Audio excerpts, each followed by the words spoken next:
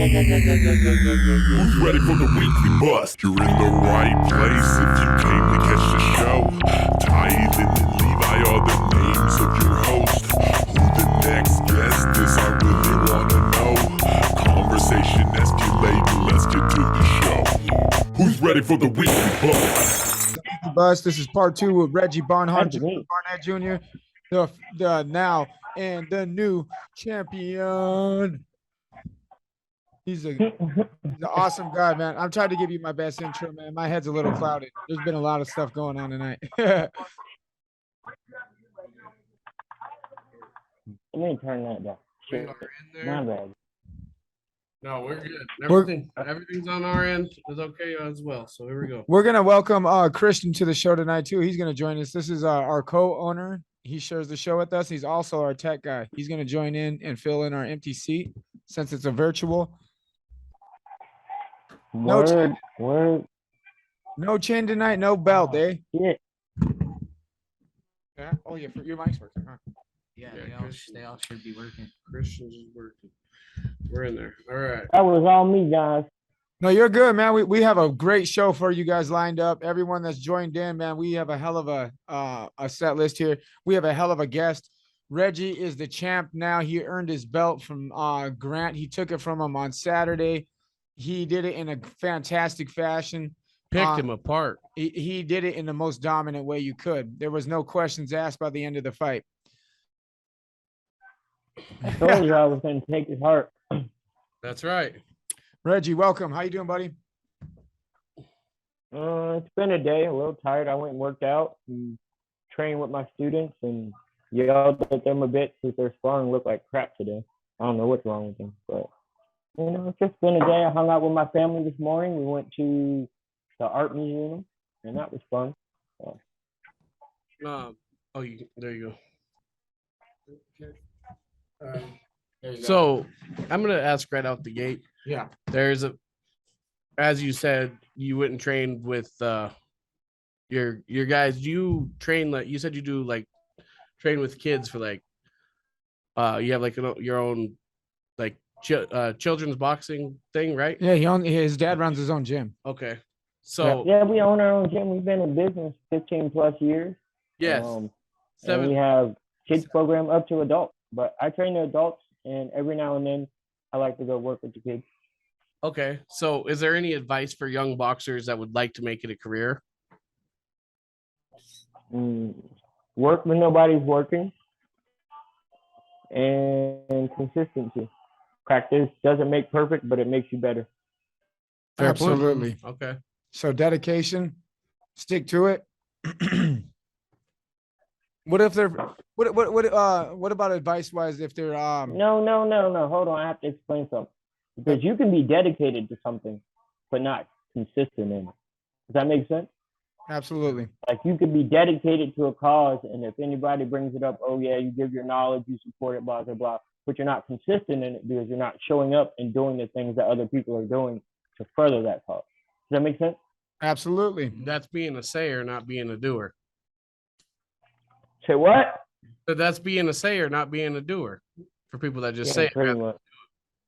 Yep. Do you have any training advice for any boxer, male or female, particularly in cutting weight? You mentioned it in part 1 about how you've gotten pretty good at maintaining your weight at a constant, and then you've gotten really good at cutting weight when it mattered. You said 17 pounds in 4 days or something? Yeah. Yeah. No, I shouldn't have did that. That's very unhealthy.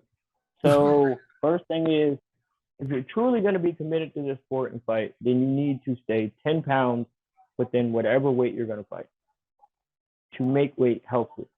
All right. So you can do 15, 20 pound weight cuts, but what do you see from them fighters? Dragging ass. Mm-hmm. Fatigue. So you think that but do you have any advice for those that are battling that issue? If they are running a little heavy, do you have any, healthy advice that you'd give a boxer or off a boxer, male or female, that needed to cut weight?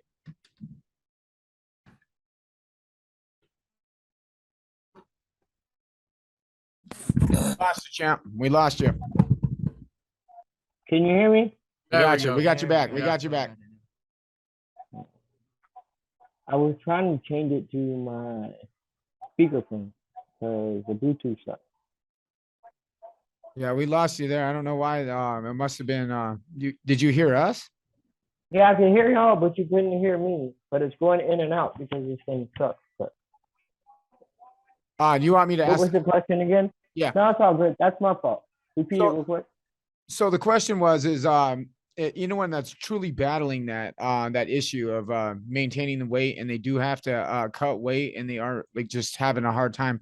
What's your best advice for cutting that weight in a healthy manner? There are 2 different programs that you can use. One I call the rinse and repeat, and the one I call the healthy loss. And I'm not giving those away for free. So Fair enough. you got to check out the Educated Hands website and some of my content if you want to know. You heard the those man. 2 are. Check out Educated Hands on his webpage. .co. .co.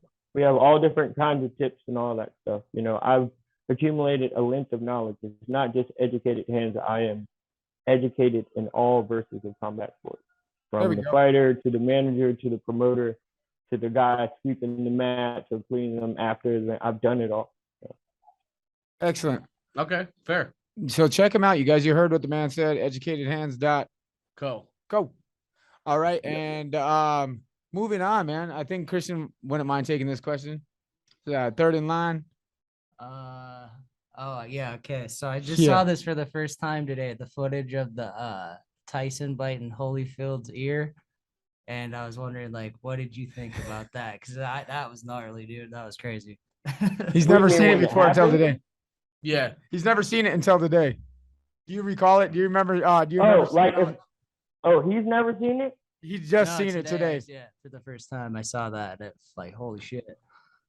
That was just like the animalistic nature of the street, and like, you know, that's always there. That's what made him a beast, was that I can't even explain it. He still got it to this day, you know, and he's getting his ass kicked. Yeah, I mean, you can call it the dog. You know, it was a little worse than the dog that time, but you know. Hey, that was like that alligator. Man, he really bit onto that thing too. It was like a piece of beef jerky. Right. But he's not the only fighter in history to bite somebody. It's just the most notable bite. And yeah, I've seen that man's ear. That's one that meant the most, I think. You know what I mean? Take a piece of the ear.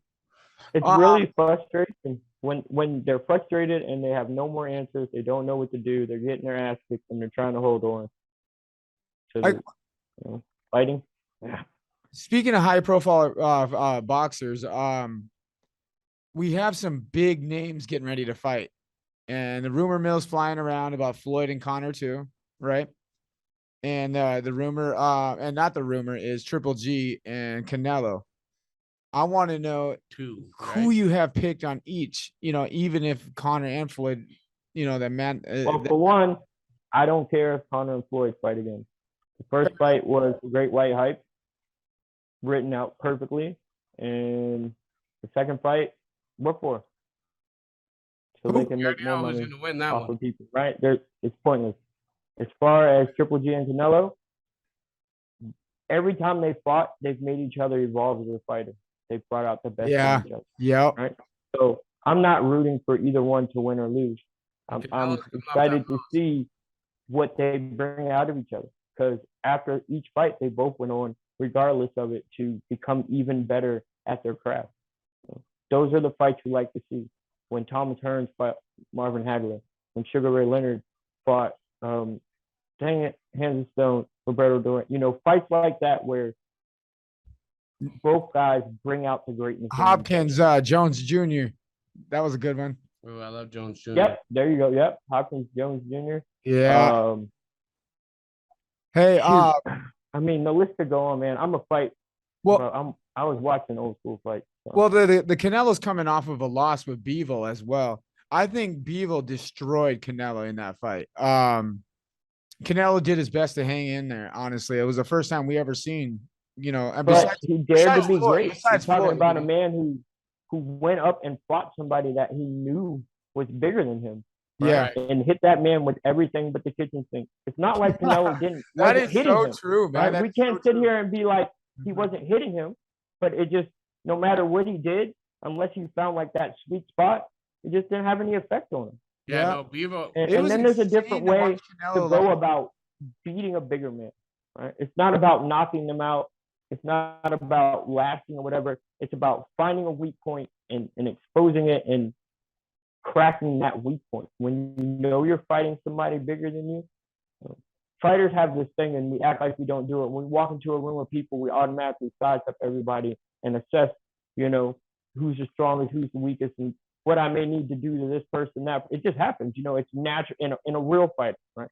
So when you have a fight like that where you know you're going in to fight somebody bigger than you and you've done hit them with everything with the kitchen sink, it's time to start targeting one part, break it apart, you know. But he just kept do you think going that's to where the real Canelo world failed? trying to hurt him. Do you Yeah, think that's where Canelo failed? exactly. Is that he tried to attack Yeah, everything instead of one he thing? tried to match him grit for grit, and it didn't work, you know. And when his skill didn't work anymore, what do you have left? Yeah, Bevo had time- size and length, dude. He was throwing What that a thing. well fucking reversed review of that fight, man.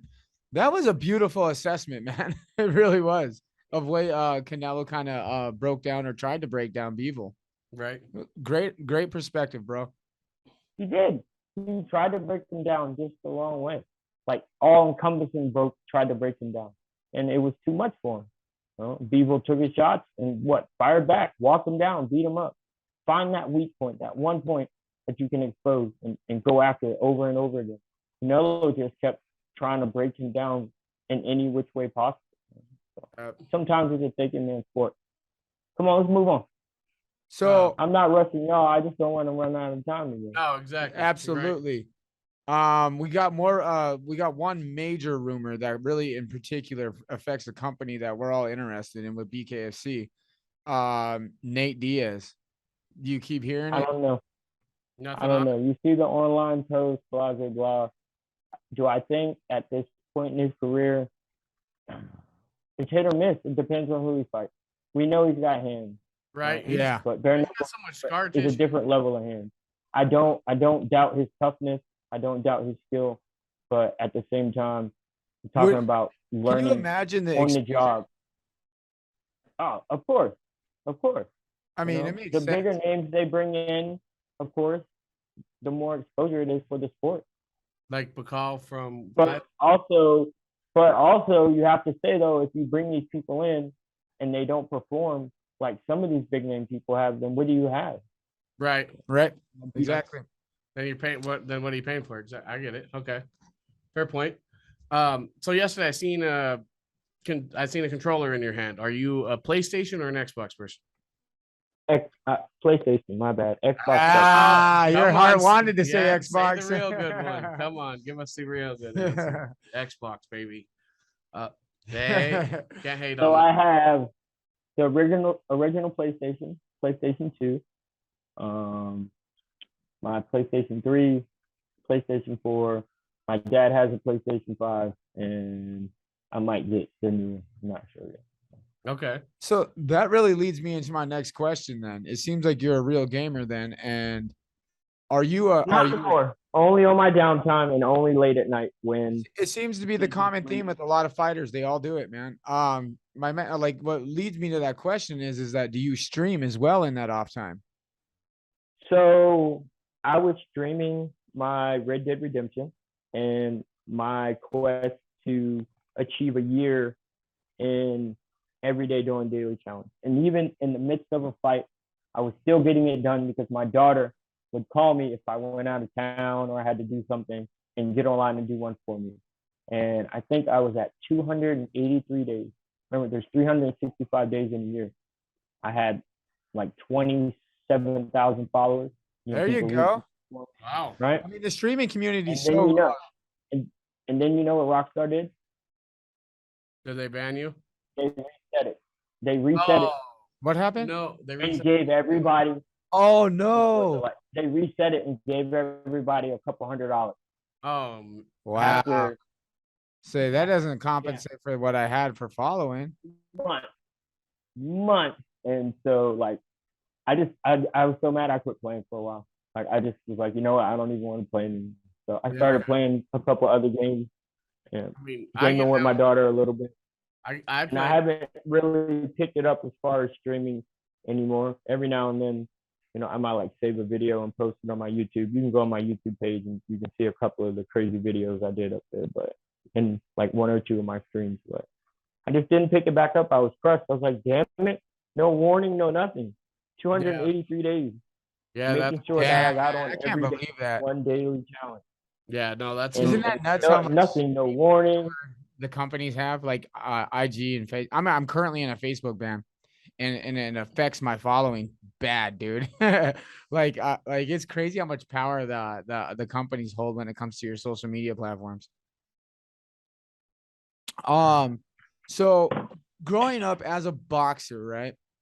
And I want to know who was the man that you really looked up to besides your father? Because I know you mentioned your father, but like who was your favorite boxer and who is the GOAT in your opinion? So I had my picks as my southpaws. Of course, my number one, of course, was Pernell Whitaker.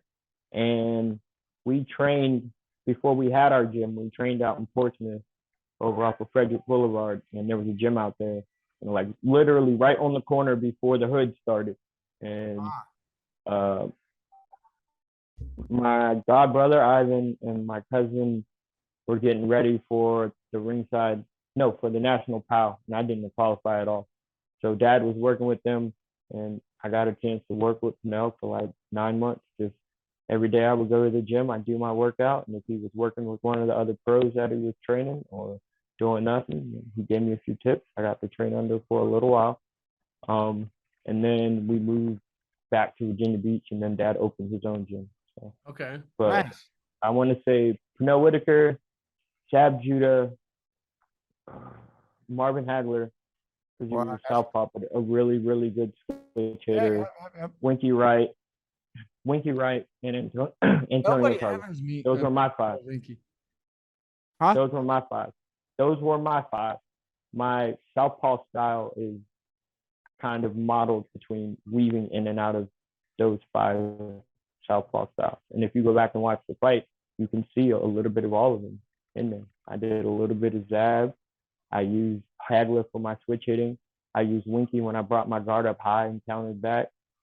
I used my Pernell when I pivoted out and tried to turn around him, stick that jab, keep stepping to the right. Like, it truly being educated hands, we talked about it. And me and one of my closest friends, he's like, man, don't just go out there and do what they tell you. Go out there and do what you feel. And I felt it. And it's all of those styles. It's everything mixed together. I even stole a little bit from the other pro bare knuckle fights, You just have to really be paying attention to see, that's how I get better. It's studying and pulling things and tweaking it so I can use it in my own way. Right, and trying it, seeing if it works, trial and error. Oh, of course. That's why they call boxing a science. Hell yeah. So who was the GOAT in your opinion? I don't think we got that. Overall. For what? For boxing. For boxing or bare knuckle? Both. For boxing? Either both. I guess, yeah. So for boxing, I would have to say Jack Johnson. Okay. A legend. Not credited as much as for what was going on in his time and era, and still facing all that adversity to achieve what he achieved. Everybody says Muhammad Ali, and I love Muhammad. He made the biggest sound with the climate, the climate, the climate of the world at the time, and the things he said and did, which, were important. But at the same time, if you look at truly his fighting history compared to some of the others, like Floyd Patterson, this man had over 100 and something fights, it's a heavyweight. Right. So you have to, but for me, greatest of all time, Jack Johnson. I can't pronounce his name. It's a Canadian guy, or he's like British Canadian, my or something like. I gotta look it up, y'all. He's actually black. He came from England, and he was a bare knuckle fighter, up in Canada and Northern America, around, I want to say, the early to mid 1800s. So I gotta look it up, y'all. A little bit of my bare knuckle history. It escapes me right now. Hold on, I might have the right notebook in front of me. Hold on. um, So tip for anybody out there, right? And people think I'm crazy. I wrote out my whole entire training camp. I sit down, I know how many weeks I have, and I write it out, the whole entire thing. If you don't write out what you plan to do, then you don't really plan to do it. No, See, that's right. we If you just don't had sit down and write it out. that is absolutely insane because we just held a meeting in the Weekly Bus Studios less than a week ago, and the whole meeting was designed that we need to write it down on paper so we can manifest our future. If I haven't been writing it down on paper, I've been taking notes on my phone. Actually. Writing it down is just so much different when you use it with your hand and a In pen. a paper, yeah, Yep. in an actual piece of paper. It's like you're writing your destiny. Yep. I tried the whole app on my phone, typing it in and blah, blah, blah, blah. It doesn't work, man. I have 4 of these. I have 4. There you go. With all different types of stuff. I don't have the right one for my bare knuckle notes, so I'm sorry, guys. Or I would tell you. All right, what else we got? What else? I know that everything's moving quickly with you being the champion, and it probably hasn't quite sank in yet. And I don't know, your fan base probably grew overnight. Oh man, I have a question. Where are you going to vacation with your belt? Where are you going to go showcase that thing, man? Going to Disney World. Are you going to Disney World? No. No, I'm not going to Disney World. kidding. Never wanted to. Yeah. I might. I don't know if my son ever wants to go. You My daughter will absolutely be a deserve little a old. vacation. and a But celebration. in all honesty, it's not really a vacation, but West Virginia, the second week of August, one of my buddies who is pretty much a brother in arms and has helped me get ready for my fights is making his pro boxing debut. And so I told him after my fight, I would make sure that I went out my way to show up for him because he showed up for a numerous amount of my bare knuckle fights. Okay. And we live both in Virginia. He's driven all the way to Florida, to support me. So Dallas, you already know what the deal is, bro. That's my vacation for me. There you go. We take a little trip, drive up to West Virginia, see some sights, have some fun. Shout out to your homie, man. One of my homies. I feel that. We go on a mini vacation. Me and Ty, we're going to our brother's wedding on Monday. So. Yeah, we have a wedding to attend. Our brother, his older brother. Weddings are always good to go to until you see them separate. That is the worst part. When you go to the wedding and then everything's fine for years and then they separate or divorce. Because you can't take back anything you did at the wedding. Yeah. We're excited for him, but we know that he's getting ready to start his own family, so we'll see less of him. So it's like detaching from our brother a little. It's weird, weddings are always weird because they become more personable towards their family. Right. I mean, I had a wedding 2 years ago. Yeah. Here we are, baby. Weekly Bus. We up. Levi, I think this is your question, isn't it? Yep. Yeah. So I read an article earlier. It said that you went from being locked up right before you started bare knuckle to now you're a champion. How does it feel going from, low to being now a champion? There's a few different mixed emotions. Right. I want to say semi-accomplished, relieved.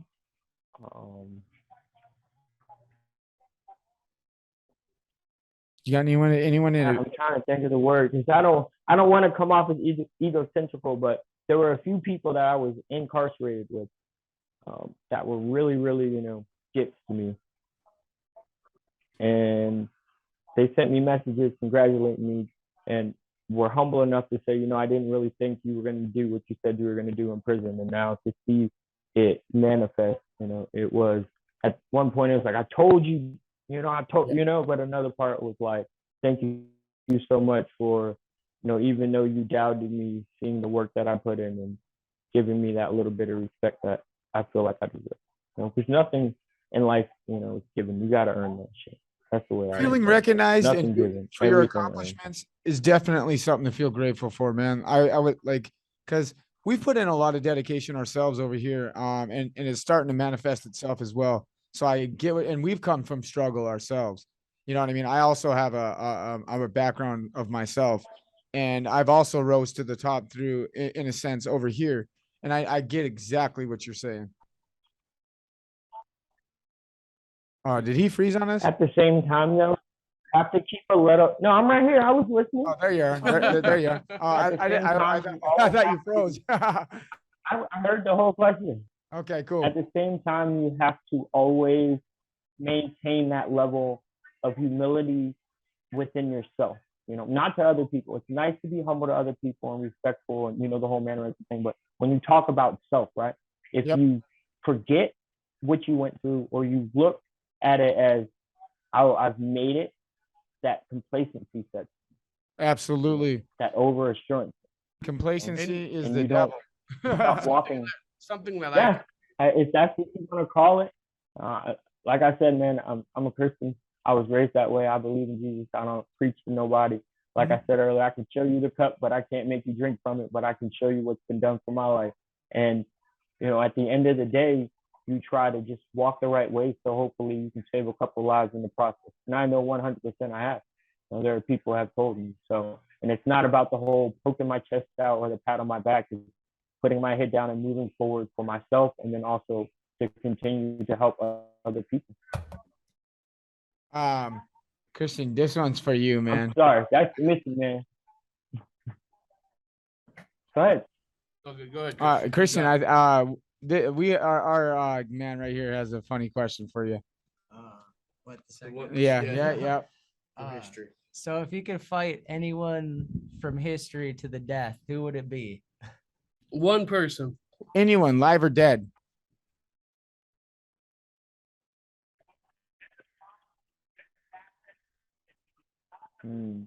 That is a good question.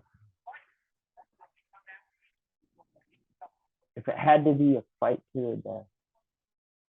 I didn't add the death part. I didn't even know that. I didn't even know that No, part. no, leave it in. I'm trying to think. Who was the president of the South? It wasn't Grant, wasn't it? Grant. No, Grant wasn't.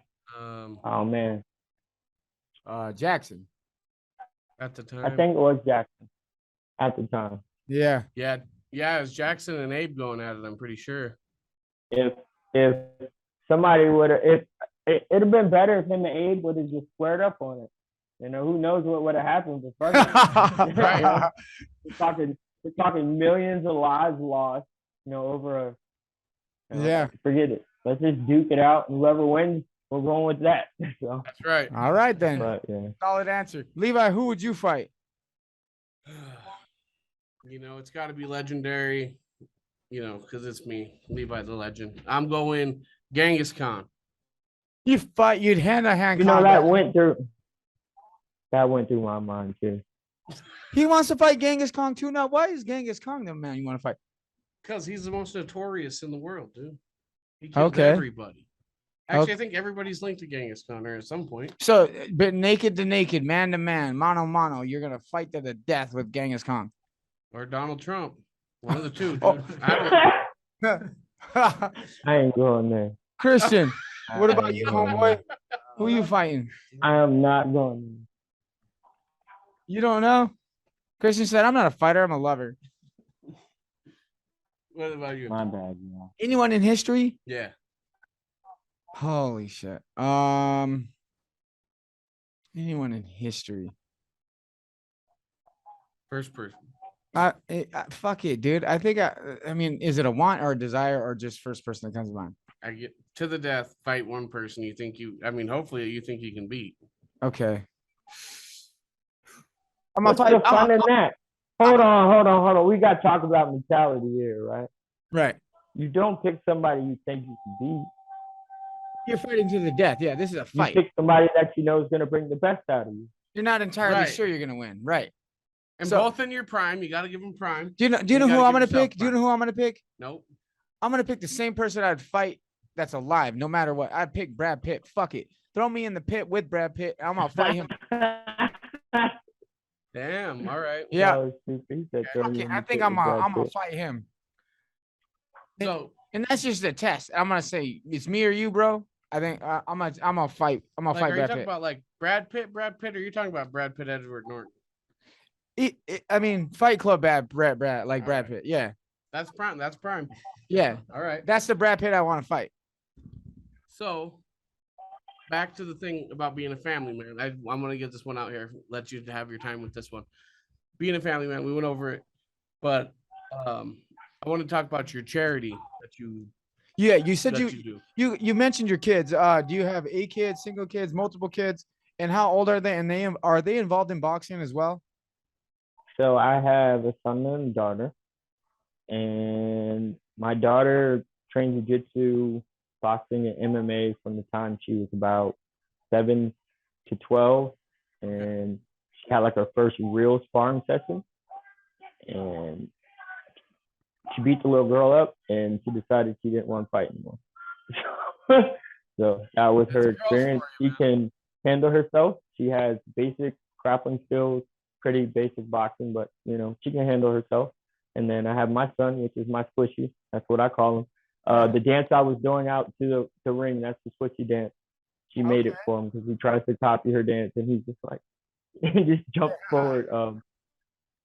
He's 2, and he trains. You can look at some of my Instagram videos. He is right there in the gym with me most days. I take him at least twice a week, Saturday and either a Monday or a Friday, and he works out. He tries to copy daddy. Hey, that's awesome, dude. That's awesome. He knows how to do footwork, and he knows basic punches. I don't know if that's a good thing that my 2-year-old knows that. Right now, I'm trying to teach him because he's in what we call the terrible twos, which I don't think exists. I think it's just one of the most developmental stages for a human being. When we're trying to understand and challenge everything that we see, and that's how we grasp our understanding. He doesn't know the difference between when and why to fight. Right. So when he sees me, he's like, "Oh, fight, go whatever."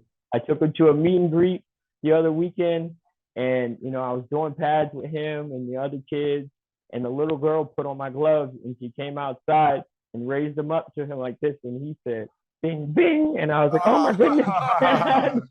Hit her right in the chest.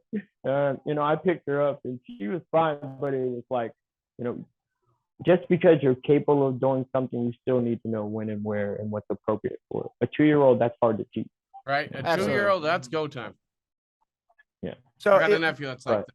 You mentioned your foundation work and your charity work that you're doing with the kids in your community. Is that I know that you really want to highlight that, so we're gonna give you the opportunity. You got about probably 5 minutes to close out if you wanted to really highlight that spotlight. So there's a couple that I work with on the peninsula side of the water. My buddy Spirit has the guns up, gloves not guns movement. Because there's plenty of gloves up, guns down, and some people we don't want to be associated with them because some of the things are not always as they seem. But so we say gloves not guns. And he holds events regularly in Newport News at the Boys and Girls Club. They have a free boxing program for the kids out there. For the youth, it's 2 days a week. They can go out there and train. For me and my gym, we have our open gym Sunday, every Sunday, 6:30, unless I post otherwise on the internet. I have open gym at my gym. It's free, open to the public. It's also a safe haven. So if you need to talk to somebody, you need some advice or some direction, to find some resources to help change your life, we make the gym available. That's just something that I do, because my dad opened the gym to keep me off the street. And we're in the process of finalizing everything for the Justice for Corey Hunter Foundation. And my buddy Corey Hunter was murdered in a domestic violence case. We're going on close to 5 years now. And the man that was accountable for it is still out on the streets. He's had a child. He's been free for the last 4 years without being held accountable by the police, the lawyers, the judge, the entire judicial system. Am I saying, oh, you got to try this man and convict him of murder? No. He took a life, and 9 times out of 10, unless it's a complete accident, which shooting somebody in the back is never an accident, even if y'all were engaging first in mutual combat.